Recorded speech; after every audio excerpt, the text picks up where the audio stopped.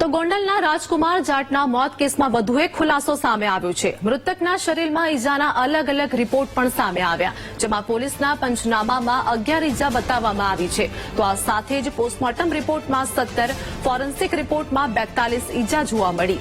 Hit and રનમાં રાજકુમારના મોતનો કુવાડવા પોલીસનો દાવો છે, જેમાં મૃતકના પિતાએ દીકરાની હત્યાનો પણ આરોપ લગાવ્યો છે।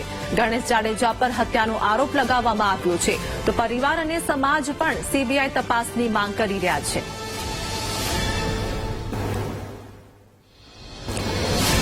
તો આજ મુદ્દે અમારી સાથે સંવાદદાતા ભાવેશ લાઈવ જોડાઈ ગયા છે। ભાવેશ, રાજકુમાર જાટના કેસમાં વધુ એક નવો ખુલાસો સામે આવ્યો છે, શું વધુ અપડેટ છે?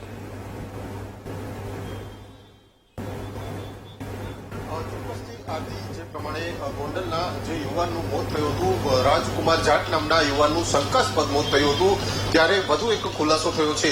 આ યુવાનનું જ્યારે મોત થયું હતું, જે અકસ્માત થયો હતો, ત્યાં પોલીસ દ્વારા પંચનામું કરવામાં આવ્યું હતું, કુવાડવા પોલીસ દ્વારા પંચનામું કરવામાં આવ્યું હતું, જેમાં આ યુવાનના શરીર ઉપર 11 જેટલી જ ઈજાઓ દર્શાવવામાં આવી હોવાનો ખુલાસો થયો છે।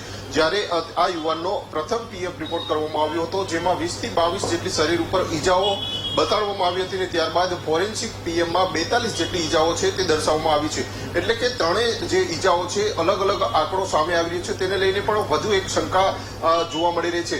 ખાસ કરીને આ યુવાનના પરિવારજનો દ્વારા ગણેશ ગોંડલ અને તેના માણસો ઉપર ક્યાંક ને ક્યાંક હત્યાનો આરોપ છે તે લગાવવામાં આવ્યો છે। યુવાનના મોત મામલે રાજસ્થાનમાં ગઈકાલે જયપુર ખાતે સંમેલન યોજાયું હતું, અને ત્યાં પણ ક્યાંક ને ક્યાંક કહી શકાય છે કે આ યુવાનના પરિવારજનો અને જાટ સમુદાય દ્વારા સમગ્ર કેસ છે તે સીબીઆઈને સોંપવાની માંગણી કરી રહ્યા છે। હાલ તો આ સમગ્ર કેસ છે તે હાઈકોર્ટમાં ગયો છે, અને હાઈકોર્ટમાં પરિવારજનોએ પિટિશન કરી છે, પરંતુ જે પ્રમાણે એક બાદ એક ખુલાસા થઈ રહ્યા છે, ત્યારે વધુ એક ખુલાસો થયો છે, જેમાં આ યુવાનના જ્યારે એક્સિડન્ટ થયું હતું, હિટ એન્ડ રનની જે ઘટના બની હતી, ને તેમાં પોલીસ દ્વારા પંચનામું કરવામાં આવ્યું હતું, ને માત્ર 11 જેટલી જ ઈજાઓ છે તે દેખાડવામાં આવી છે। એટલે કે ફરી અહીંયા જે સવાલો છે તે ઉભા થઈ રહ્યા છે। આ આખા કેસની વાત કરવામાં આવે તો ગોંડલમાં આ યુવાન છે તે પરિવારજનો સાથે રહેતો હતો, ને ગણેશ ગોંડલ અને તેના માણસો સાથે માથાકૂટ થઈ, ત્યારબાદ આ યુવાન ગુમ થયો હતો, ને ત્યારબાદ આ યુવાનની રાજકોટ અમદાવાદ હાઈવે ઉપર તરગડિયા નજીકથી લાશ મળી આવી હતી।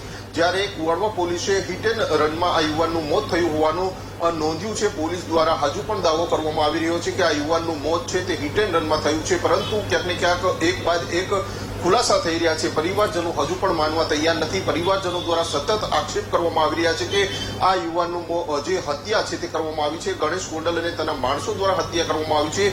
હાલ તો આ પરિવારજનો છે તે હાઈકોર્ટમાં ગયા છે, અને ત્યારબાદ હવે આ સમગ્ર આ જે કેસ હતો તેમાં જે અકસ્માત થયો હતો તેના એફએસએલ રિપોર્ટની રાહ છે તે જોવાઈ રહી છે। એટલે કે એફએસએલ રિપોર્ટ આવ્યા બાદ પોલીસની કયા પ્રકારની કામગીરી રહેશે તે પણ જોવાનું રહેશે, કારણ કે હજુ સુધી પોલીસે આ મામલે હિટ એન્ડ રનમાં જ આ યુવાનનું મોત થયું હોવાનું જે કહી શકાય છે કે નોંધ્યું છે। જી આભાર ભાવેશ, અમારી સાથે જોડાવા બદલ, સમગ્ર માહિતી આપવા બદલ।